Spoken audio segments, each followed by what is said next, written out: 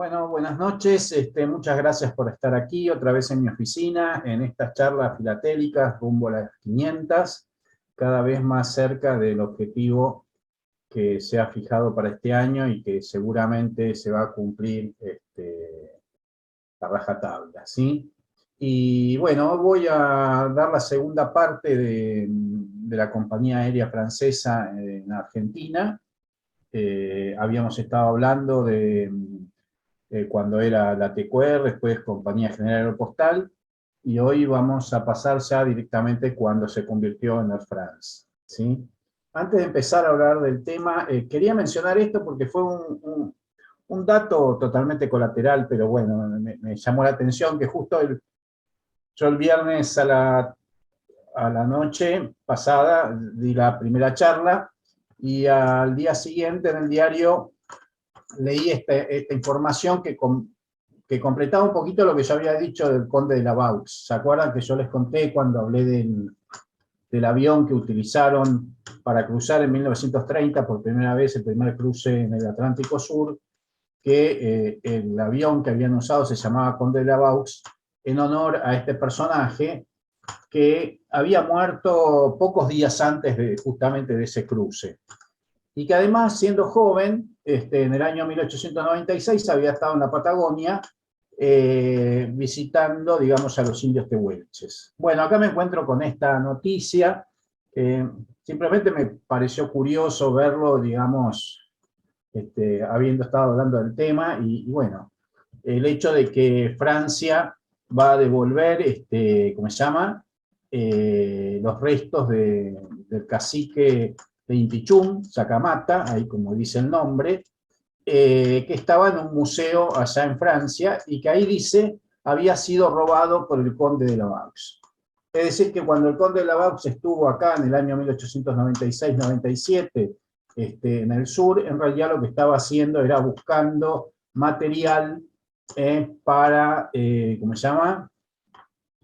Para las colecciones antropológicas, digamos, que se hacían en Francia. Pensemos que estábamos en plena época del positivismo y de alguna manera, digamos, los pueblos originarios eran más considerados como objeto de estudio que como verdaderas personas, ¿no? Y en ese contexto es que el conde hizo esa visita a nuestra Patagonia y se llevó un montón de material, y entre ellos los restos de este cacique, que bueno, ahora va a ser restituido a Argentina y a la comunidad tehuelche para que, digamos, le den las honras que le corresponde a una persona de aquella época. Bien, empecemos entonces, sí, con la segunda parte de la línea aérea Buenos Aires-Francia, esta vez, digamos, pensando ya en el pase de la línea a la Air France. Y lo que vamos a ver son unos años de mucho desarrollo, sobre todo en cuanto a la tecnología aérea, que como ahí dice, ustedes se acuerdan con uno de los conflictos, y es de lo que vamos a hablar en la primera parte, es el hecho de la carrera contra el tiempo. Es decir, el gran interés digamos, de la compañía era poder achicar el tiempo que le llevaba a ir hasta Europa, porque, digamos, a veces con el tema del cruce del Atlántico y, bueno, algunas circunstancias que había en el medio, los viajes se extendían mucho más de lo esperado y de lo que estaba estipulado en el contrato. Bien. Otra cosa que les voy a decir, que esta vez las piezas que voy a mostrar, algunas eran de mi colección, aquella que yo les dije que la vendí, que después la compró Ronnie Boff, compró buena parte de las piezas, pero esta vez también yo acudí a un remate de Filatino, de Guillermo Jalil, que tiene unas piezas muy, muy interesantes y que voy a mostrar acá. Incluso les digo, les aconsejo, si les gusta o les interesa el tema de la historia postal argentina, el remate 2222, que va a estar en el mes que viene, realmente tiene unas piezas muy, muy interesantes, muy lindas. La verdad que cuando las vi se me fueron los ojos, hay mucho muchas cosas que uno no está acostumbrado a ver muy seguido, como puede ser muestras sin valor o tipo de correspondencia que no es habitual ver. Así que si les interesa, les recomiendo que recorran y vean un poquito las piezas, porque realmente en ese remate, que es fácil acordarse porque es el 2222, tiene piezas realmente que vale la pena ver. Bueno, acá para empezar otra vez y para que después las personas que quieran analizar las piezas que tengan en sus colecciones puedan hacerlo, puse la parte de las tarifas postales ordinarias, ¿sí? Fíjense que en el orden interno no hubo muchos cambios en todo este periodo. Lo único que ocurrió, ¿se acuerdan que, digamos, en el año 31 el primer escalón de las cartas simples había variado de 5 a 10 centavos? Bueno, en el 37 volvió a los 5 centavos. Fue la única variación que se produjo en ese momento. En cambio, en el orden internacional hubo bastantes novedades que además llevan a algunas cosas que son interesantes buscar porque duraron poco tiempo, porque uno quiere encontrar ese periodo, etcétera, ¿no? La primera cuestión es en el año 34, fíjense, una tarifa que duró muy poco tiempo, desde el 1 de abril hasta el 7 de mayo del año 34. En realidad lo que ocurrió ahí, que como el correo tenía un gran déficit, el gobierno un poco se brotó, digamos, con el tema y contradijo un poco, digamos, los principios de la UPAE y de la UPU, unificó las tarifas, UPAE y UPU, es más, hasta renunció a la UPAE, puso para la UPAE, digamos, las mismas tarifas internacionales y además las aumentó de 15 a 20, bueno, como ven ahí las aumentaron temporariamente.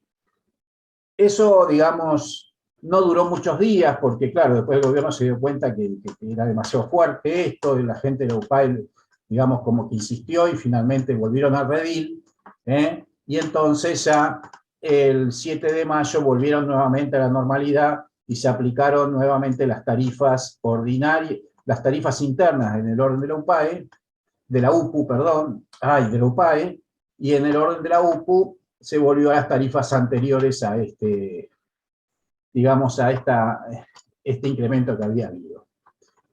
Y en el año 37 y 38 hubo una nueva modificación, esta vez también nuevamente, después de haber bajado la tarifa interna de las cartas de 10 a 5 centavos, quisieron compensar, y entonces aumentaron las de la UPAE en el año 37, como ven ahí, que lo llevaron al precio de las internacionales, o sea, nuevamente contravinieron las reglas de la UPAE, que decía que las tarifas que se aplicaban en la UPAE eran las mismas que las internas, ahí las llevaron al nivel de las internacionales, y al año siguiente aumentaron las internacionales creando una tercera escala.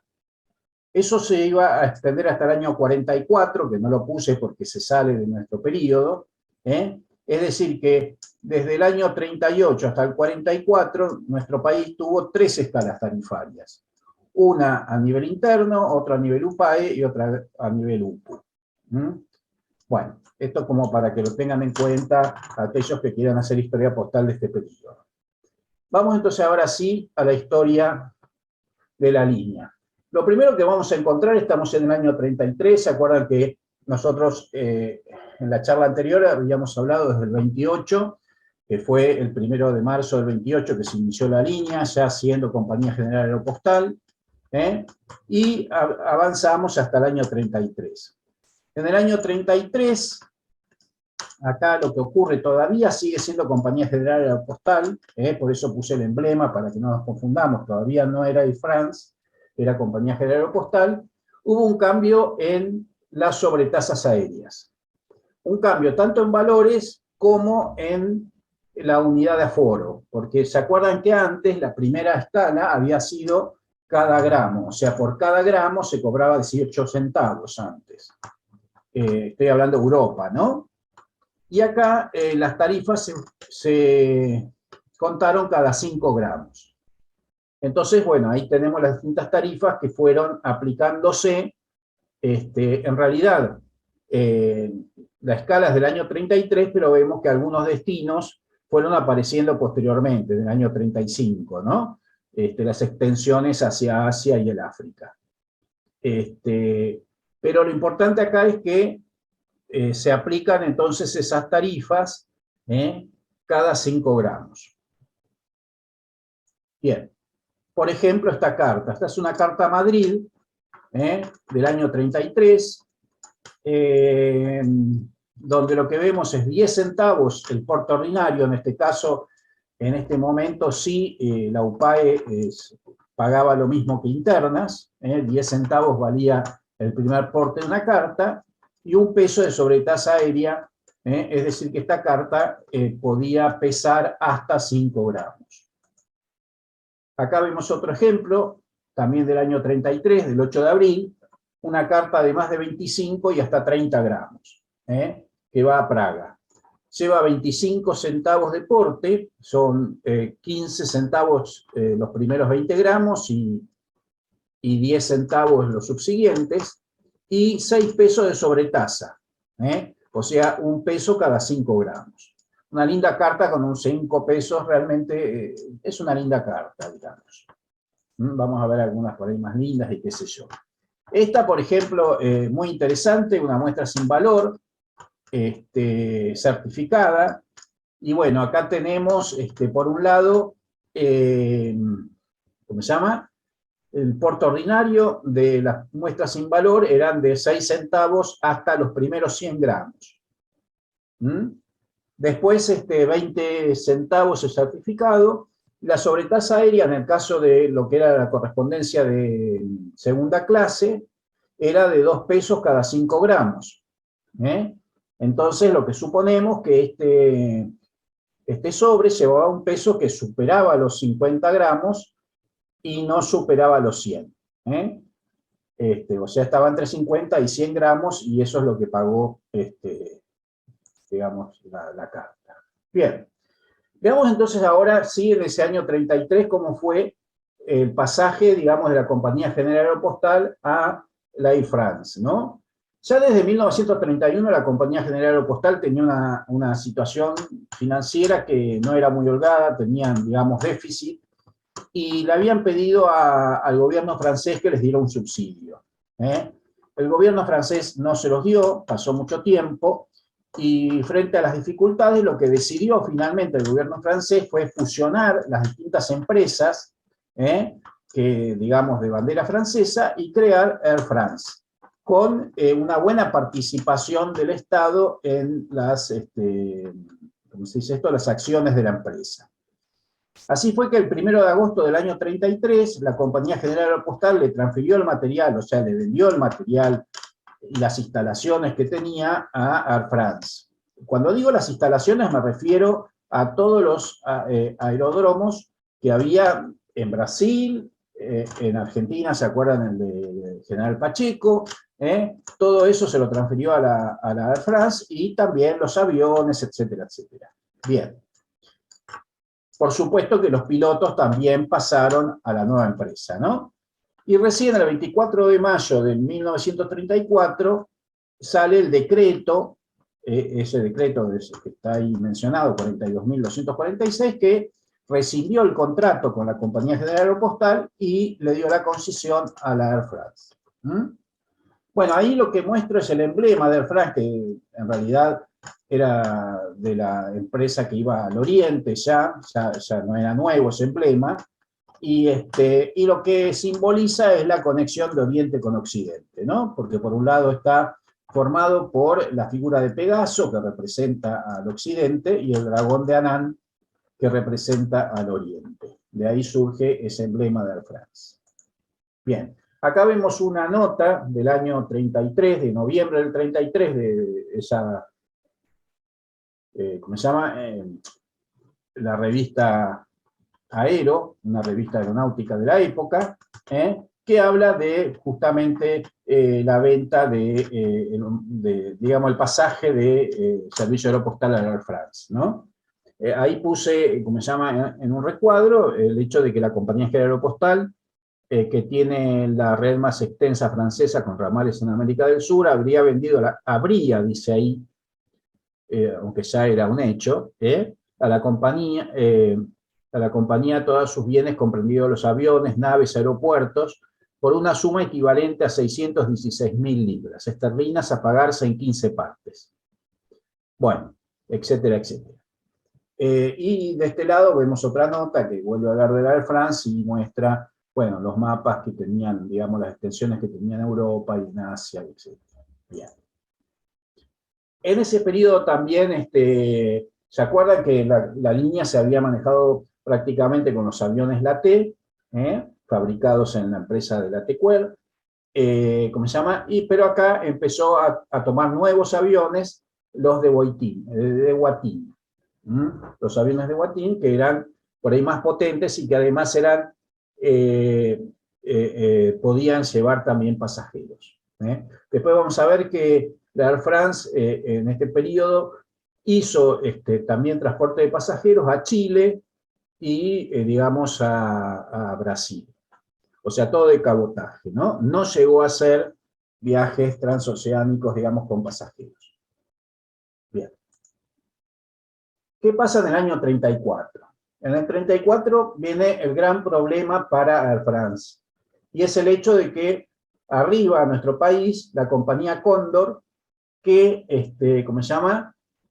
Combinaba con, la compañía Cóndor era una compañía que estaba instalada en Brasil, era de capitales alemanes, y combinaba, a partir de este año, 34, con Lufthansa y con la compañía de los Zeppelin. Y entonces lo que empezó fue la guerra por justamente esto que yo les decía, que era la duración de los viajes. Inicialmente se hacían, digamos, intercalados, se hacían viajes, ¿cómo se llama?, catapultados, ¿se acuerdan? Bueno, ¿cómo se llama? Lufthansa lo que tenía eran hidroaviones que amerizaban en medio del mar, eran elevados a un buque y ahí lanzados por una catapulta, para poder atravesar el Atlántico. Entonces, entre esos vuelos catapultados, en el medio había viajes también del Zeppelin, eso inicialmente. Después, con el tiempo, se convirtieron todos en catapultados. La cuestión es que, con las mejoras que fueron introduciendo, fueron logrando achicar cada vez más el tiempo. Incluso sacaron algunas escalas como para poder competir con Air France y ganarle en el tiempo. En esa época, el promedio de los viajes de Air France duraban 8 días y medio. Fíjense como en el 34, después en el 35 bajó a 4, en el 36 bajó a 3 días y medio. Entonces Air France necesitaba achicar su tiempo para poder competir con los franceses. Bueno, una cuestión que quiero mencionar, que es muy importante y se presenta bastante, el hecho de que como la Air France, digamos que era heredera de la Compañía General Postal, tenía primacía para el correo aéreo porque justamente era la que había firmado el primer contrato con el gobierno argentino. Entonces, cuando el gobierno argentino firma el contrato con la Vía Cóndor, lo que se establece es que para que una carta pueda viajar por, digamos, Vía Cóndor, tenía que decirlo expresamente digamos, en el sobre. Es decir, el remitente tenía que solicitar que fuera por Vía Cóndor. Incluso en el boletín de Correos y Telégrafos se dice que si en el momento de depositar una carta, el primer avión que sale es de Vía Cóndor y el sobre no dice Vía Cóndor, hay que esperar al avión de la Air France porque tiene primacía o prioridad sobre la Vía Cóndor. La única manera de que el sobre viaje a Europa por Vía Cóndor es que en el sobre así lo diga. Por eso vamos a ver que muchas de las cartas que fueron por Air France no dice Air France, o dice vía aérea o no lo dice, en general dice vía aérea. Y algunos dicen Air France, pero no necesariamente tenía que decirlo. Es decir, si no había indicación de compañía, iba por Air France. y si no, tenía que decir vía cóndor. Esto lo digo porque es importante, porque muchas veces uno tiene un sobre y quiere saber por cuál de las compañías fue, y en este caso esa es la manera de dilucidarlo. Podría haber alguna excepción, porque todos sabemos que las excepciones se dan, y eso se podría sacar por las fechas. A veces uno puede sacarlo por las fechas, pero no necesariamente. Bien.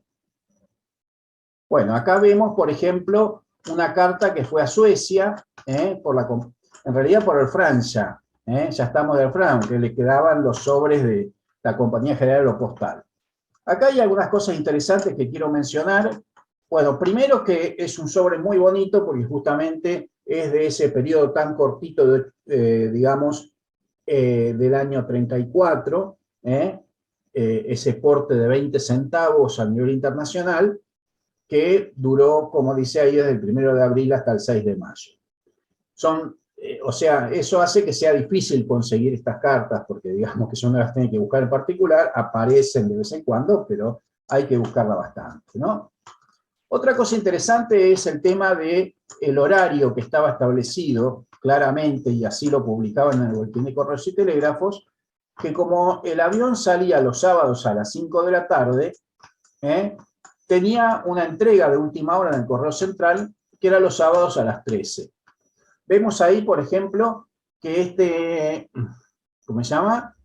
Este sobre tiene matasello del sábado 28 de abril, bueno, en este caso a las 11, un poquito antes.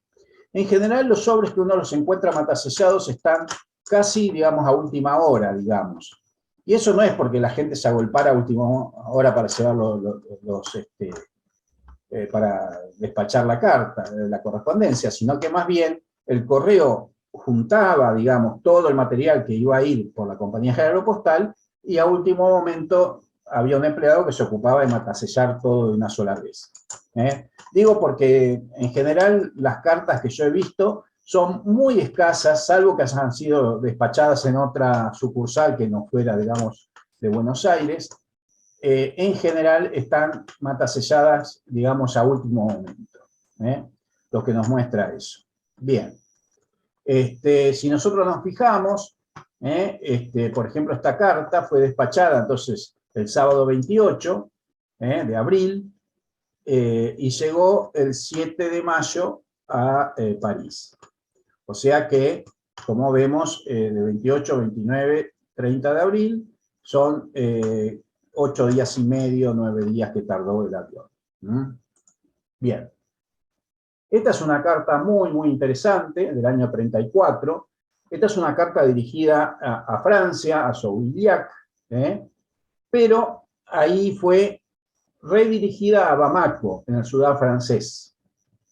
Interesante que Bamako debía ser un pueblo muy chico, ¿no? Entonces la dirección que tiene es Ladrilleras de Bamako. En Bamako habría una fábrica de ladrillo, y bueno, todos la conocían y ahí iba la carta. Lo que yo pienso es que esta carta volvió por la línea, fíjense, Bamako está, digamos, de alguna manera cerca de Dakar, entonces seguramente volvió por un avión también de la Air France hasta Dakar, y ahí existía una línea férrea que comunicaba con Bamako, y este debe haber sido, digamos, el camino que siguió esta carta volviendo desde Francia. Bien. Lástima que no tiene una recepción en Bamako porque sería fabulosa, pero bueno, no lo tiene. Bueno. En 1934, Air France siguió sumando aviones, digamos, para poder hacer travesías en el Atlántico Sur. O sea, lo que veían, ¿cómo se llama? Cómo soluciona a este problema, sobre todo Marmos, que era quien dirigía la línea, era poder finalmente afianzarse en las travesías del Atlántico, porque eso que les iba a dar una ventaja frente a la compañía alemana. Y entonces en el 34 fueron trayendo, ¿cómo se llama? Aviones. Acá vemos el Arc-en-Ciel, el famoso Arc-en-Ciel, Al Arcanciel, perdón, el Arcanciel había venido en 1933, había hecho su primer vuelo en enero o febrero del 33, y acá sumaron dos aviones más, el Cruz del Sur y el Santos Dumont. Con estas tres naves, los pilotos Bonot, Boussoutron y Mermoz realizaron 16 travesías durante ese año. Es decir, algunas travesías se hacían enteramente por avión. Y ahí hay un récord que marcan en un momento que logran reunir Buenos Aires con París en 2 días, 16 horas y 55 minutos. Desgraciadamente eso no era regular, pero eso hubiera sido un tiempo fabuloso si ellos hubieran logrado mantenerlo, pero no era el hecho. Eran algunos pocos viajes que se hacían enteramente por avión. Y como acá, por ejemplo, vemos, este es un vuelo del 25 de febrero de 1935, o sea, el 23 de febrero sale la carta, es despachada la carta, hacia París, y es una carta que hizo el viaje enteramente por avión.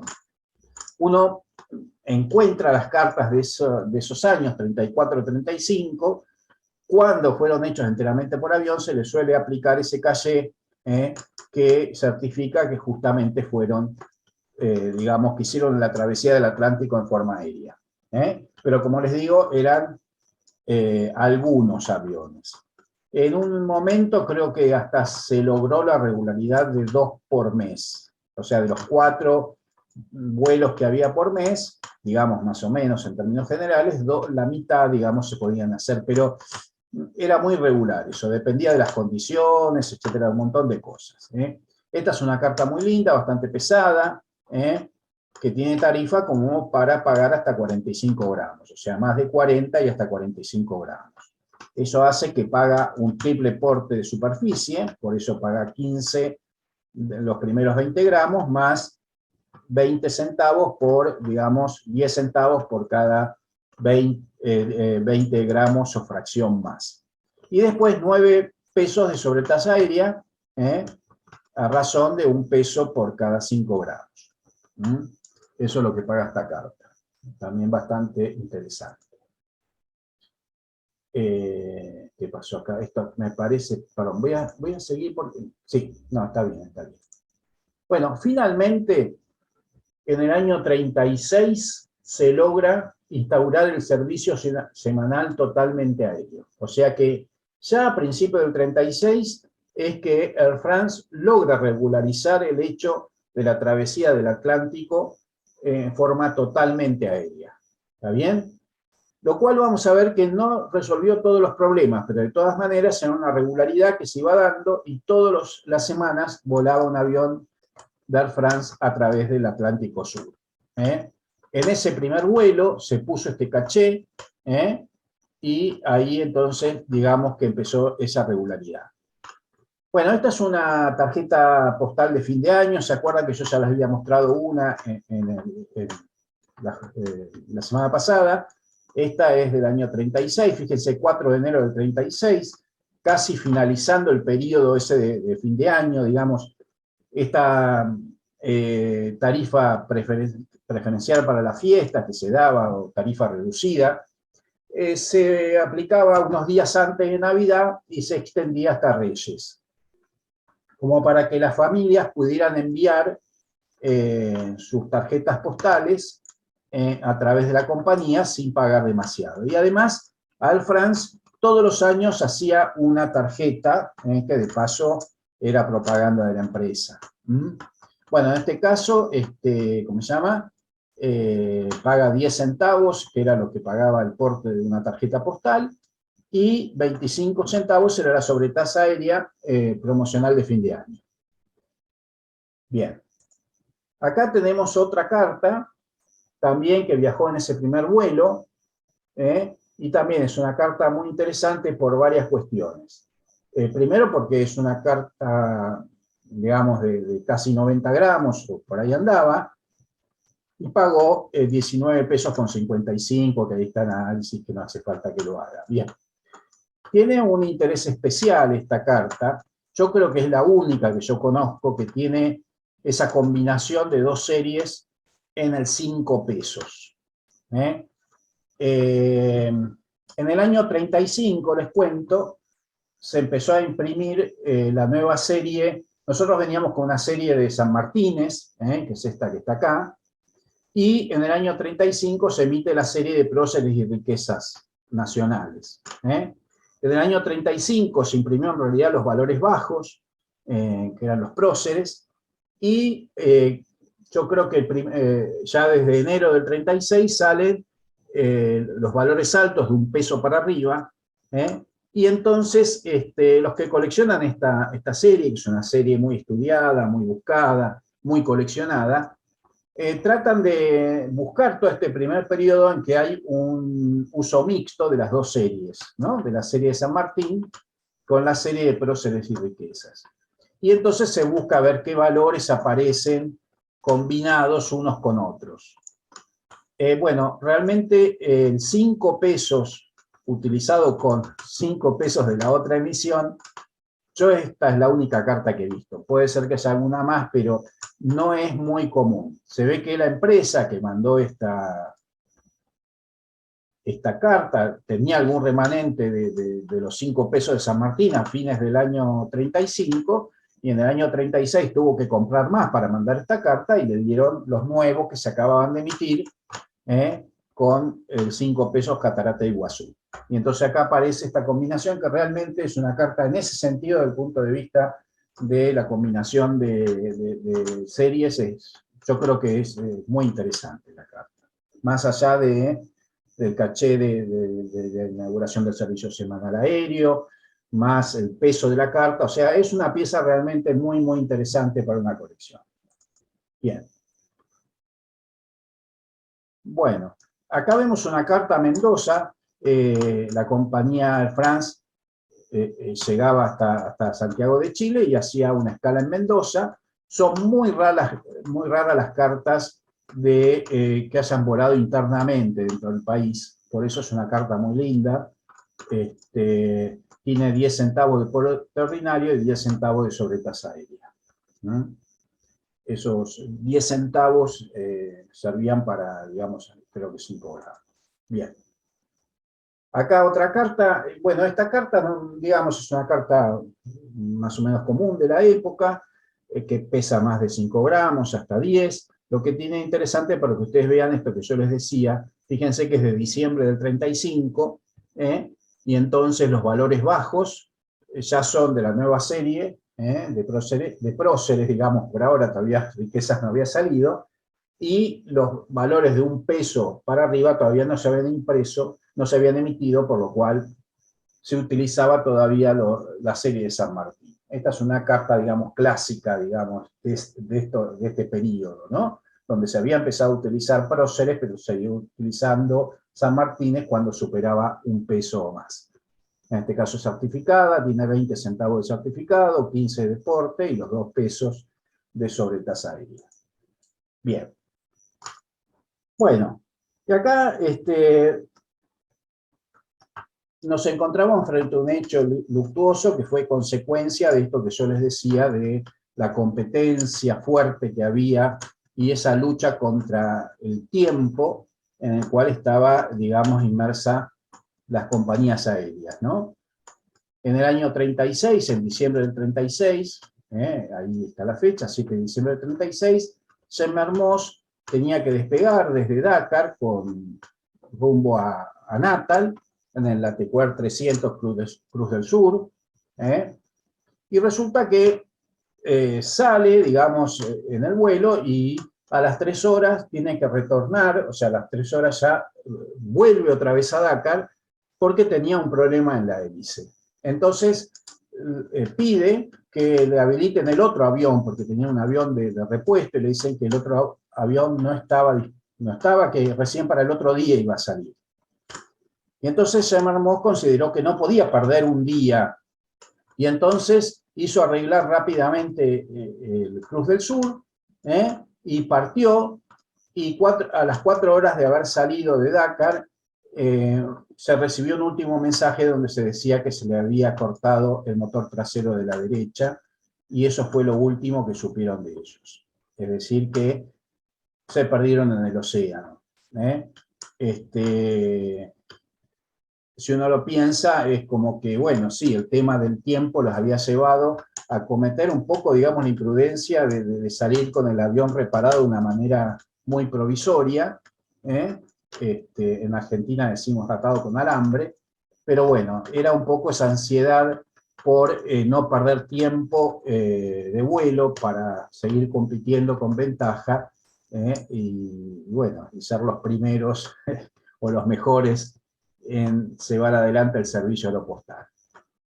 Bueno, Gemma Hermosa era una persona muy conocida, muy querida, y acá se formó una comisión de homenaje para construir se llama monumento a Mermoz.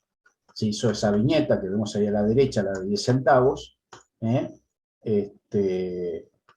con lo cual se buscaba recaudar fondos, y finalmente ahí vemos la imagen del monumento que le hicieron, que está al lado del Aeroparque de Buenos Aires, atrás de un avión, frente a la costanera. Y abajo vemos el listado de toda la tripulación que se perdió, digamos, en ese accidente. Bueno, llega el año 35 y aparecen nuevos destinos. La línea digamos, se extiende hasta la India, por un lado, Indochina, bueno, etcétera, un montón de lugares en África y en Asia, y llega también a Nueva Zelanda, Australia e Islas Adyacentes, con esos valores en cuanto a las tarifas postales, aeropostales. Ahí vemos, por ejemplo, una carta que fue a Australia Occidental, a la ciudad de Perth, que tenía más de 10 y hasta 15 gramos. Abonó 15 centavos de porte ordinario, y 3,90 de sobretasa aérea. O sea, 3 veces la sobretasa de 1,30, por ese peso que era más de 10 y hasta 15 gramos. Linda carta, raro destino, y bueno, por lo menos uno trata de buscar esas sobretasas raras, y realmente, bueno, no son muchas las piezas que aparecen, pero bueno, cuando encuentra una por lo menos, como para ilustrar estas extensiones de la línea. Esta no, es una carta más simple, pero es muy bonita. A mí me gustaba esta carta cuando estaba en mi colección, porque realmente es muy armónica, muy linda. El 5 pesos en carta realmente es muy lindo. Es una carta de más de 30 hasta 35 gramos a Francia, y ahí está el análisis. Bueno, no voy a reiterarlo porque me parece que no hace falta, ya lo hice varias veces. Una carta a Santiago de Chile, con 10 centavos de porte y 25 de sobretasa aérea, hasta 5 gramos. A Santiago de Chile hay muchas. En este caso dice Air France, pero muchas veces aparecen, como se llama, sin indicación, y ahí es complicado saber por qué, digamos, también a Santiago de Chile iba Pan American, ¿no? Entonces uno se fija en las fechas, pero ya después hay un momento de medio difícil porque Pan American salía varias veces a la semana y se complica, pero bueno, uno trata a veces de saber. En este caso está explícito, así que no hay problema, sabemos que fue por Air France. Bueno,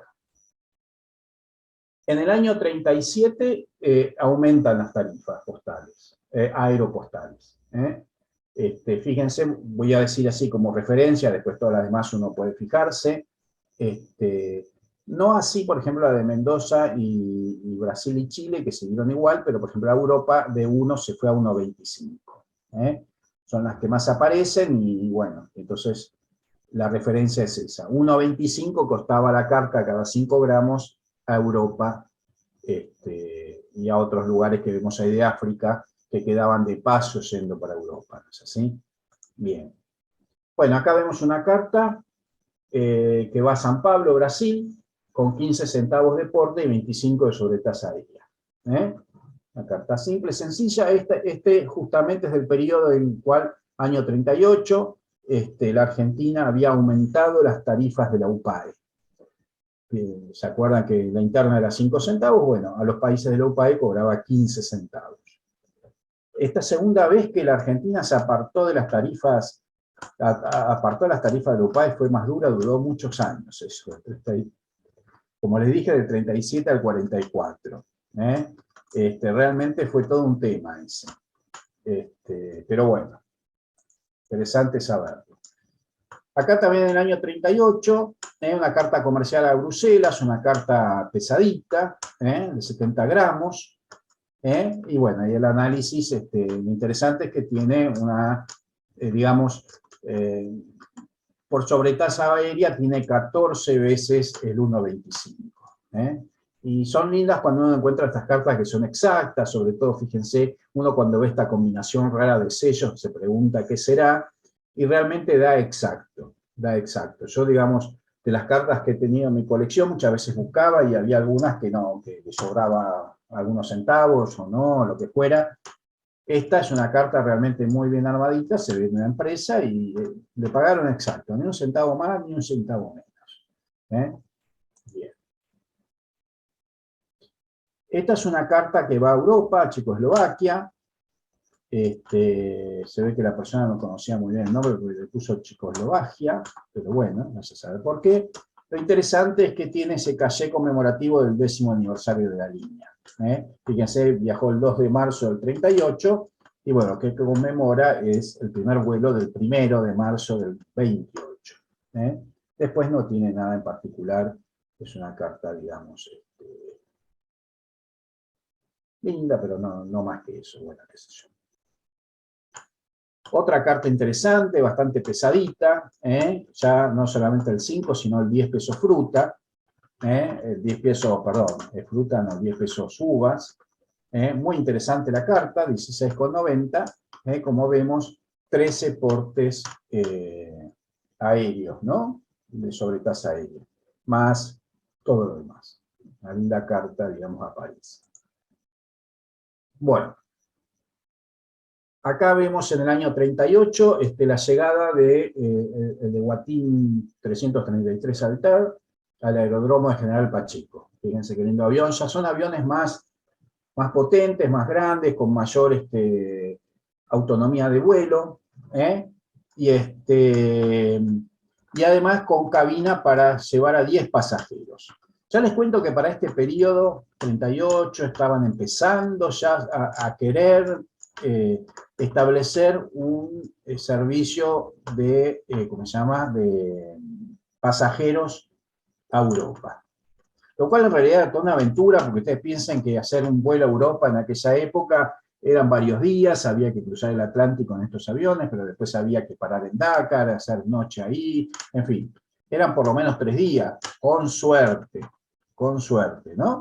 Pero bueno, era toda una aventura. De todas maneras, yo creo que quedó en el proyecto, yo he visto algunos artículos que hablan de eso, dice Alfran, va a empezar, qué sé yo, bueno.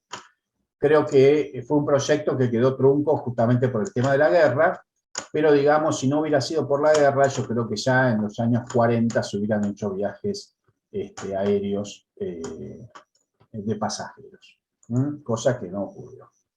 Bueno, acá vemos otra tarjeta de fin de año, muy linda, también del France, con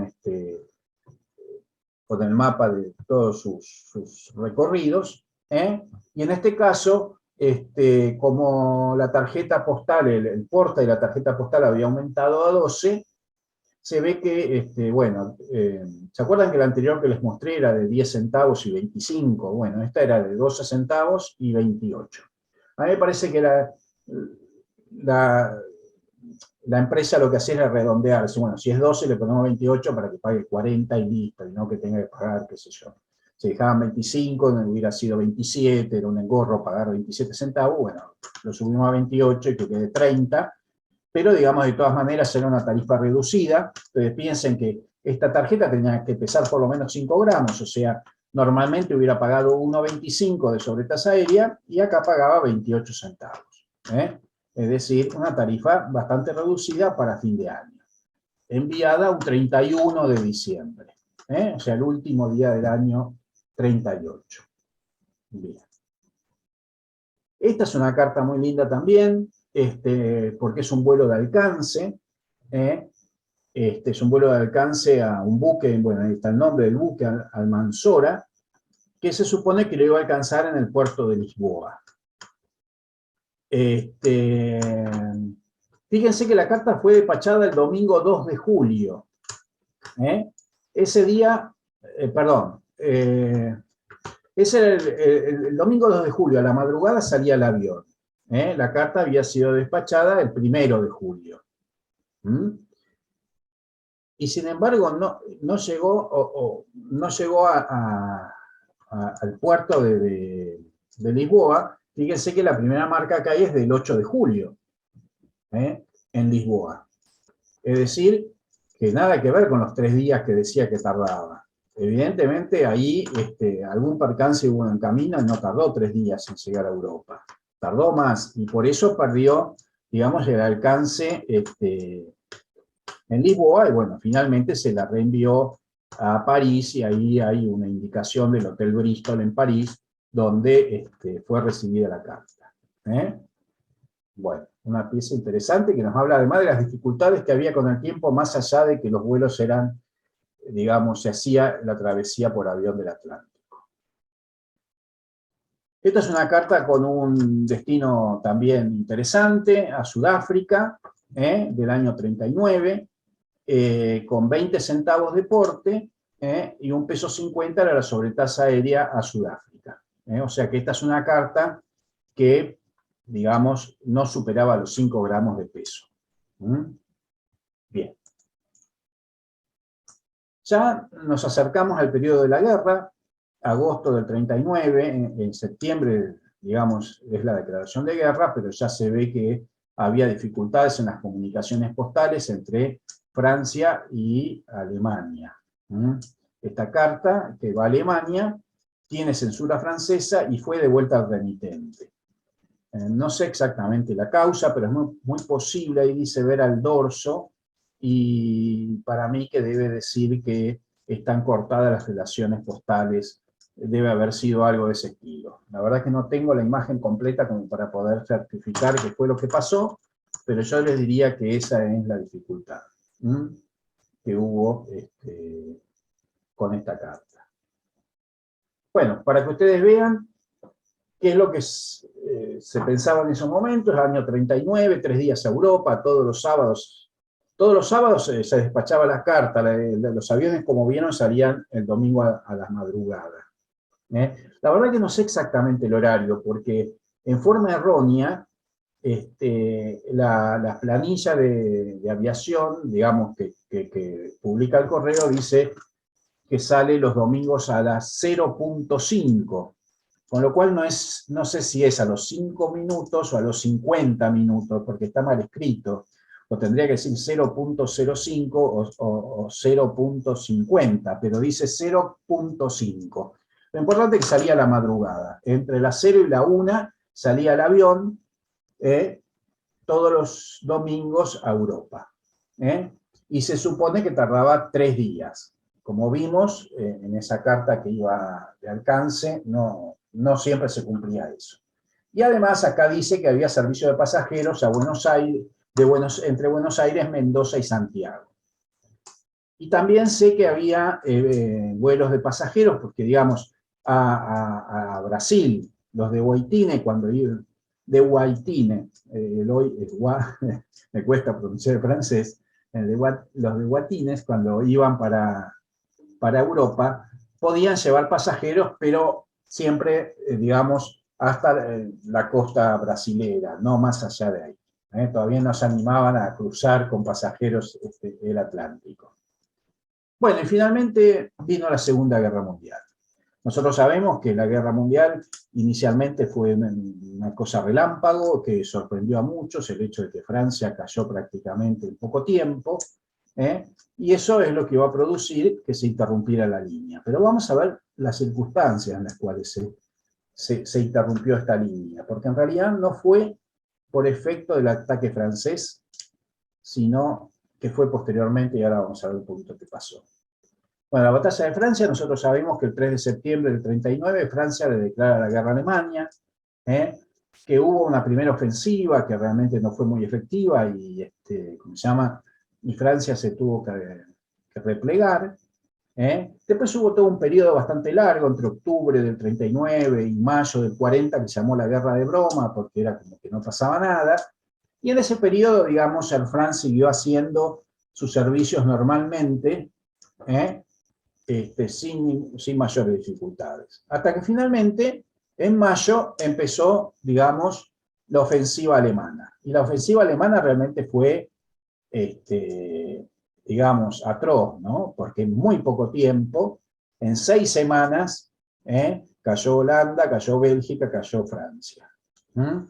Ahí vemos, bueno, todos sabemos el hecho de que en mayo los Panzer de Rommel lograron dividir a las fuerzas aliadas en dos, el tema de Dunkerque, el hecho de que las fuerzas que quedaron, digamos, atrapadas en Dunkerque fueron salvadas en ese salvataje tan digamos, extremo, difícil, que bueno, que tuvo a Churchill un poco como, digamos, el estadista que logró llevar adelante eso en una situación desesperada y que permitió salvar buena parte de las tropas. Y finalmente el 14 de junio entran las tropas alemanas en París y el 22 de junio Francia firma el armisticio. Bien. Mientras tanto, como les decía, primeros meses del año 40, Francia mantiene en plena guerra sus comunicaciones aéreas con América del Sur. Es decir, no afectó a los servicios aeropostales todos los primeros meses de la guerra. Sobre todo en ese periodo que les dije que era la guerra de broma. Acá, por ejemplo, vemos un de Guatín de la época, como dice ahí, su servicio de pasajeros en la línea de Buenos Aires a Río de Janeiro y Natal. Es decir, que hacía servicio de pasajeros a Brasil. Acá vemos una carta dirigida a París en ese periodo, en enero del 40. Es una carta dirigida a poste restante, por eso, bueno, tiene la tarifa argentina de los 1,25 más los 20. Y luego los 30 céntimos esos que hay ahí de Francia son justamente por el tema del poste restante. Pero, ¿qué pasó? Después de firmar el armisticio, el problema fue con los ingleses. Los ingleses temían que los alemanes utilizaran la flota francesa en su contra. Y entonces el 14 de julio, el 3 de julio del 40, la Armada Británica atacó a la Armada Francesa en el puerto de Mazalquivir, en Argelia. Fue un ataque, digamos, bastante atroz, digamos, inmediato. Le hundió y le averió varias naves, no viene a cuento, sí, por ejemplo, el hecho de que hubo 1.297 muertos franceses en ese ataque, y ese fue el momento en el cual se interrumpió la línea. Ustedes fíjense, el 3 de julio fue la batalla de Mazalquivir, y el 7 de julio se interrumpen los servicios de Air France en América del Sur. El informe de correo habla de que el 7 de julio se interrumpen los servicios de Air France en América del Sur, con lo cual yo entiendo que el último vuelo fue el de la semana anterior. Es decir, que el 7 de julio ya no hubo vuelos de Air France, porque justamente había ocurrido la batalla esta, digamos, los franceses estaban enfrentados con los ingleses, y justamente todo el recorrido que tenían que hacer, digamos, atravesando, digamos, toda esta zona de Argelia, del África, etcétera, era una zona sumamente conflictiva y los aviones no podían atravesar esto. Y entonces esta fue las circunstancias en las cuales, digamos, la línea dejó de volar. Lo que ocurrió durante la guerra, bueno, en realidad los alemanes siguieron volando por un par de tiempo más, pero avanzada la guerra, finalmente los que se quedaron con todos los vuelos, porque todas las compañías europeas fueron desapareciendo, bueno, primero la francesa, después la alemana, la italiana vino a suplantar a la alemana, que después finalmente se fue, y entonces Pan American fue la que, digamos, monopolizó durante la Segunda Guerra Mundial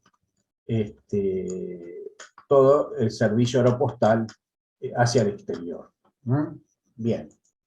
Y acá, como epílogo, quiero mostrar el momento en el cual regresa Air France a nuestra patria, en otras circunstancias totalmente distintas. Primero porque ya eran muchas otras compañías europeas, además de Pan American, que estaban realizando servicios aeropostales en el país, y además porque nosotros ya teníamos una aerolínea de bandera, las Aerolíneas Argentinas, que el gobierno al momento, que era el gobierno peronista, había establecido el principio de reciprocidad por el cual, digamos, cualquier compañía extranjera que venía a prestar servicios aeropostales a nuestro país, tenía a su vez que aceptar que nosotros hiciéramos servicios aeropostales hacia ellos. Bueno, acá vemos un aviso del año 48, donde dice, justamente, promociona los vuelos de Air France. Justamente en el 20 aniversario, ahí tenemos una carta que vuela, ¿cómo se llama? Celebrando, con un caché, celebrando el 20 aniversario de la compañía, y otra que no, una carta común del año 49. Fíjense un detalle, sobre todo se ve en la primera, las sobretasas aéreas habían bajado. Este es un hecho, consecuencia de la Segunda Guerra, digamos, después de la Segunda Guerra, los servicios aeropostales eran mucho más simples que anteriormente. Además, las compañías no solamente ejercían, digamos, el comercio aeropostal, sino también transporte de pasajeros, y entonces las tarifas aeropostales bajaron, y entonces, fíjense ustedes ahí, la sobretasa era mucho más baja. En ese caso, 20 centavos el porte y 40 centavos, fíjense, de 1,25 había bajado a 40 centavos el porte aéreo. Bueno, acá, esto ya es más avanzado. Esto es del año 55, lo quise poner porque recordaba justamente ese primer vuelo que habían hecho en el año 30, la primera travesía que habían hecho Mermoz de Brie y, bueno, en el Atlántico Sur. En ese caso, Air France hizo algunas, ¿cómo se llama? Algunas tarjetas conmemorativas y ese caché para esas circunstancias. Bueno, con eso termino, les agradezco mucho y augurando un gran éxito en esta campaña por las 500 charlas que vamos a lograr este año. Muchas gracias a todos. Muchas gracias a ti, Miguel. Muy buena, Miguel. Muy lindo. Muchas gracias, Andrés. ¿Algunas preguntas para Miguel? Mauricio. Primero, Miguel, felicidades. Muchas gracias. ¿Puedes colocar de nuevo la lámina 35? ¿Cómo no? A ver. 37. Bien. 35, sí. A 35. Sí. A ver, 35, sí. Esa es la carta que devolvieron. La fecha de depósito, 26 de agosto del 39. ¿Cuándo salió de Argentina? ¿Ese mismo día o días después? Tendría que fijarme en el almanaque, pero debe haber salido, porque es a la 1, ¿no? El 26 de agosto, y yo calculo, posiblemente ese sea un sábado y haya salido el domingo a la madrugada. Sí, no, que estaba viendo, vamos a ver, 26 de agosto del 39 fue un sábado. Perfecto, entonces debe haber salido a la madrugada del domingo. ¿Y cuándo tendría que haber llegado a...?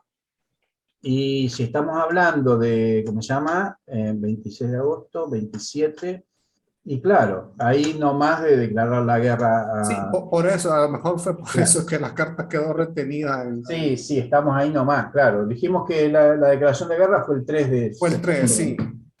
Claro, llegó unos días antes y dijeron, minga, no se la mandamos. Sí.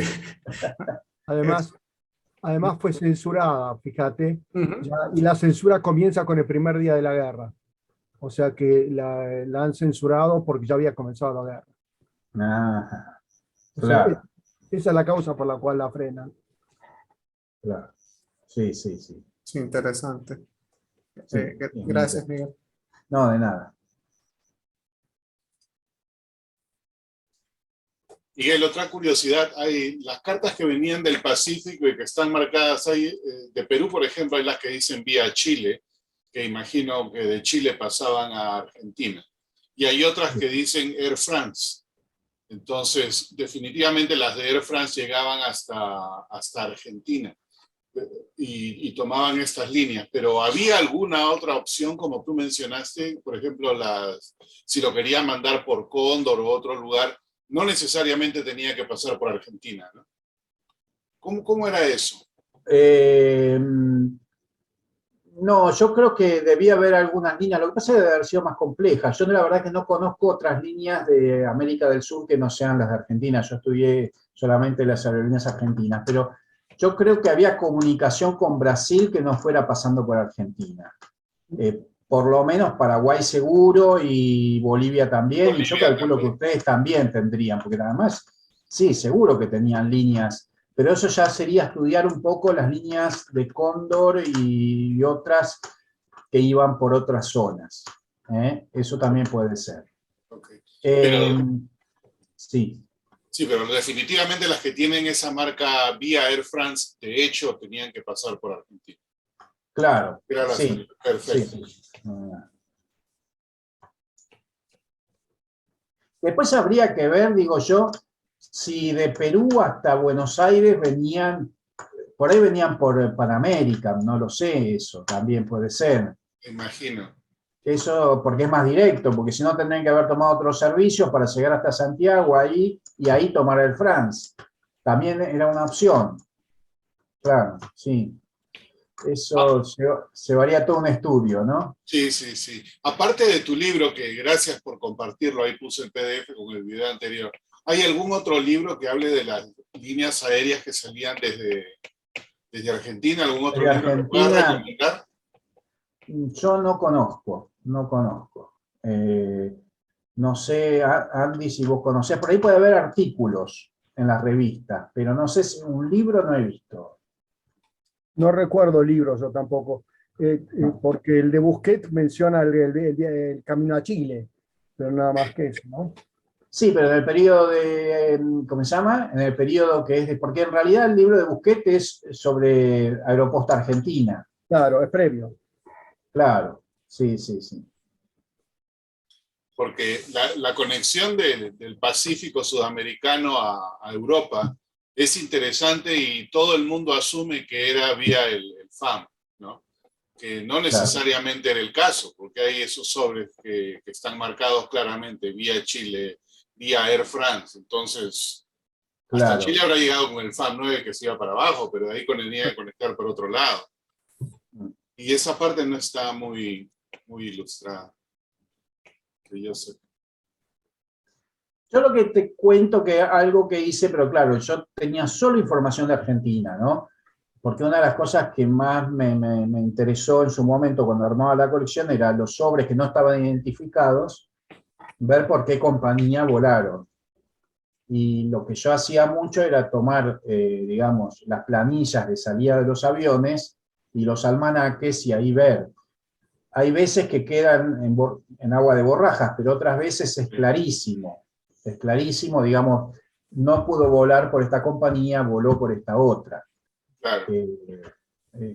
Eso es, digamos, una metodología que uno puede aplicar, pero para eso tiene que tener información muy precisa de qué día salían los aviones, cuándo llegaban al otro lugar, y eso ya requeriría, bueno, en lo que vos estás preguntando, un poco, digamos, información de tanto de Perú, como de Chile, como de Argentina. Entonces ahí se podría armar algo. Exacto. Eso sería interesante, habrá que seguir buscando, porque alguna información tiene que haber. Claro. Y por ahí se podría hacer un proyecto, ahora que está esto de mi oficina, un proyecto de que desde Perú, desde Chile y de Argentina, busquemos las planillas de salida de los aviones, si es que están. Yo por lo menos acá en los boletines de correo se publican. Entonces uno puede tener esa información. Miguel, Sí. hay un grupo de estudio dentro de mi oficina, dentro de la FIAF, que es el del grupo de la Panagra, o sea, de la FAM 9. Y ese incluye la salida desde Montevideo en adelante, ¿no es cierto? Incluyendo Uruguay, Argentina, Chile, Perú, etcétera, hasta la zona del canal. O sea que se está estudiando. Yo soy en este caso el demorado, porque los otros, los que han estudiado todo lo demás, ya han avanzado muchísimo, y a mí me tocó la parte chilena y estoy bastante demorado, pero realmente se está trabajando en eso. Ah, bueno, bueno. El tema es el acceso que uno tiene a la información. Yo la verdad que ir a archivos de Buenos Aires, entonces información chilena me sería imposible conseguir, ¿no? Claro. Es muy difícil de obtener la chilena, justamente es muy difícil de obtener, porque tienes que ir personalmente a los archivos del ministerio allá en Santiago. Claro.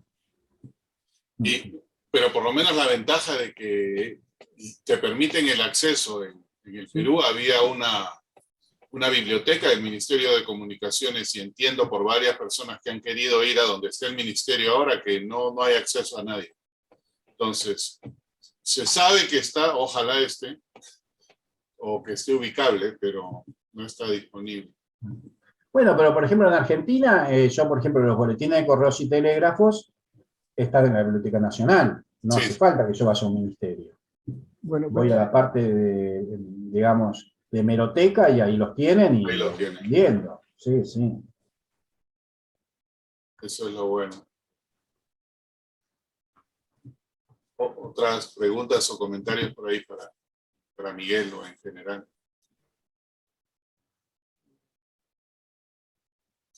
Ok. Bueno.